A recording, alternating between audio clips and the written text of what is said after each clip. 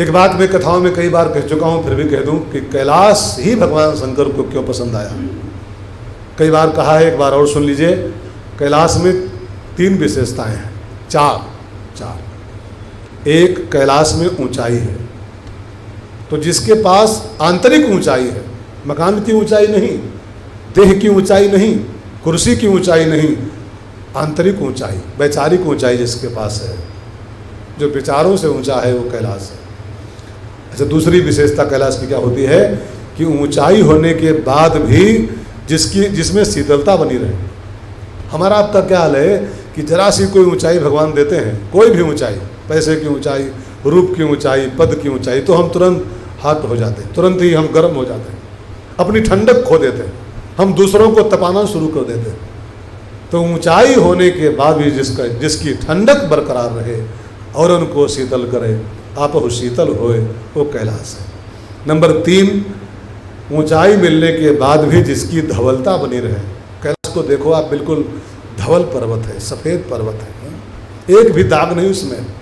तो पर्वत काले काले भी होते हैं, आप हिमालय जाओ, सब पर्वत सफ़ेद नहीं होते, बहुत पर्वत काले होते हैं, बहुत पर्वत भूरे होते हैं, लेकिन कैलाश न काला है न भूरा है, कैलाश बिल्कुल गोरा पर्वत है, सफ़ेद बर्फ से ढका हुआ शुभ्र पर्वत है, शुभ्र। धवलता जिसकी बनी रहे, सफ़ेदी बरकरार रहे ऊंचाई के बाद भी। वो कबीरदास की वो पंक्ति है ना, ज्यों की त्यों धरि दीन ही चदरिया, एक भी दाग न लगने पाए, ऐसा सफ़ेद जीवन जो जिए ऊंचाई मिलने के बाद भी। सफ़ेद पोष नहीं, सफ़ेद जीवन, सफ़ेद जीवन हमारा होना चाहिए। तब हम महादेव को पसंद आएंगे, तब महादेव निवास करेंगे। और कैलाश की तीसरी विशेषता है, ऊंचा होने के बाद भी कैलाश स्थिर है, अडिग है, वो डगमग नहीं है कि अभी यहाँ कल वहाँ। तो ऊंचाई मिलने के बाद भी जिसकी स्थिरता कायम रहे, जिसके अंदर डगमगपना ना आने पाए, वो कैलाश है, और वो ईशान कोण में स्थित है। तो भगवान महादेव उसी कैलाश के पति हैं, ईशान कोण के स्वामी हैं। तभी गुरु जी कह रहे हैं, महाराज जी, कि नमामि ईश ईशान। बात समझ में आ रही है? नमामि ईश ईशान, ईशान कोण के कैलाश के जो स्वामी हैं, उनको मैं नमस्कार करता हूँ। एक अर्थ और इसमें छिपा हुआ है।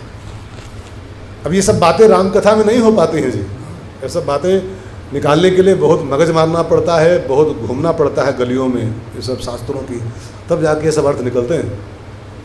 नमामि ईश ईशान, थोड़ा सा और बुद्धि लगा के सुनिएगा। नमामि ईश ईशान, ईश ईशान, ईश माने होता है स्वामी, ईश माने ईश्वर, ठीक है। किसका ईश्वर? तो ईशान। अब देखो, ईशान का एक अर्थ तो ईशान कोण हो गया, लेकिन ईशान का एक अर्थ होता है ईश्वरों। ईश माने ईश्वर, लेकिन ईशान है ना, ईशान वो बहुवचन हो गया, बहुवचन हो गया। ईश माने एक ईश्वर और ईशान माने बहुत से ईश्वर, बहुत से ईश्वर। तो नमामि ईश ईशान, जो ईश्वरों का भी ईश्वर है, जो देवताओं का भी देवता है। नमामि ईश माने ईश्वर, लेकिन किसका ईश्वर? तो ईशान, जो बहुत से ईश्वर हैं, ये ईश्वर, ये ईश्वर, ये ईश्वर। देवाधिदेव नाम का क्यों पड़ा? जो देवताओं के भी देवता हैं, जो ईश्वरों के ईश्वर हैं, जो इष्टों के इष्ट हैं, ऐसे भगवान महादेव को मैं नमस्कार करता हूँ। ये सबके देवता हैं, हम सबके बहुत से देवता हैं, लेकिन ये बहुत से देवताओं के देवता हैं भगवान महादेव, तभी इसीलिए इनका नाम महादेव रखा गया है। और सब देवता देव हैं, और ये महादेव क्यों हैं? क्योंकि ईश ईशान, ये ईशान के भी ईश हैं, देवताओं के देवता हैं, ईश्वरों के ईश्वर हैं, ठीक है।